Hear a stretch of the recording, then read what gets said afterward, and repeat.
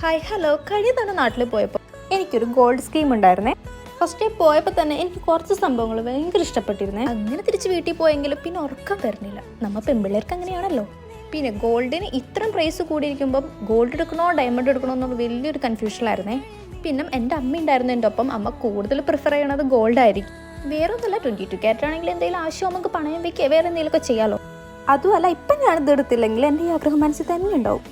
പിന്നെ നമ്മൾ ആഗ്രഹിച്ച ചെറിയ കാര്യങ്ങളായാലും വലിയ കാര്യങ്ങളായാലും കിട്ടുമ്പോഴുള്ള സന്തോഷം അത് വലുത് തന്നെയല്ലേ. മലബാറിലാണെങ്കിൽ ഡയമണ്ടിൻ്റെ കളക്ഷൻ കുറേ ഉണ്ട്, നോക്കിയാലും തീരില്ല. ഞാൻ ഇതെടുത്തത് 2025 മെയ്യിലാണ്. അപ്പോൾ ഇപ്പോഴത്തെ പ്രൈസ് ഉണ്ടായിരുന്നില്ല ഗോൾഡിന്. പിന്നെ ഞാൻ ഇയറിംഗ് ആണെങ്കിൽ പെട്ടെന്നാട്ടോ സെലക്ട് ചെയ്തത്. കാരണം ഒരു കമ്മലെടുത്തപ്പോഴേക്കും എനിക്കിഷ്ടമായി. അങ്ങനെ ഞാനത് വാങ്ങിച്ചു. ഈ സെയിം മോഡൽ തന്നെ സെക്കൻഡ് സ്റ്റേറ്റ് ആണ് കേട്ടോ ഞാൻ എടുത്തത്. സാധാരണ ഓക്കെ പറയാത്ത അമ്മ ഇതിട്ടിപ്പോൾ എടുത്തോളാൻ പറഞ്ഞു. പിന്നെ വേറെ ഒന്നും ആലോചിക്കാൻ നിന്നില്ല, കണ്ണടച്ചങ്ങോട്ട് വാങ്ങിച്ചു. അപ്പോൾ അത്രേ ഉള്ളൂ. ബൈ.